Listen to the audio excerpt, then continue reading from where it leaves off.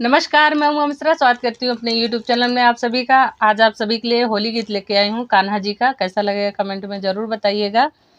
कान्हा आवा हो ब्रिज माँ खेलब होली, कान्हा आवा हो ब्रिज माँ खेलब होली, कान्हा आवा हो ब्रिज माँ खेलब होली, कान्हा आवा हो ब्रिज माँ खेलब होली।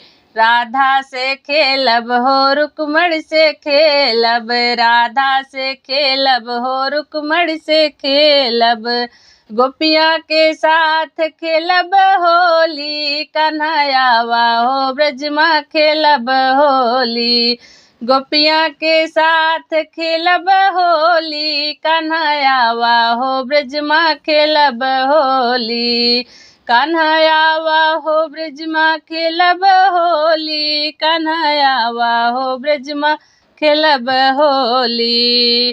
गंगा से खेलब हो सरयू से खेलब, गंगा से खेलब हो सरयू से खेलब, सरयू से खेलब हो सरयू से खेलब, अरे यमुना के तीर खेलब होली, कान्हा आवा हो ब्रज माँ खेलब होली, अरे यमुना के तीर खेलब होली, कान्हा आवा हो ब्रज माँ खेलब होली, कान्हा आवा हो ब्रज माँ खेलब होली, कान्हा आवा हो ब्रज माँ खेलब होली।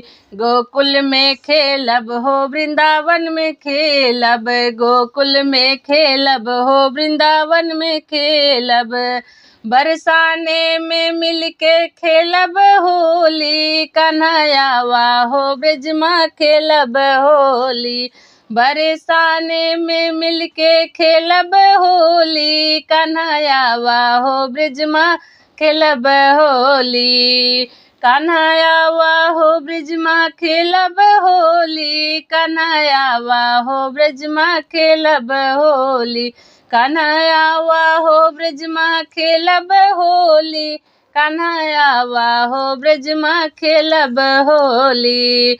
मेरा यह होली गीत कैसा लगा आप लोगों को प्लीज़ कमेंट में ज़रूर बताइएगा।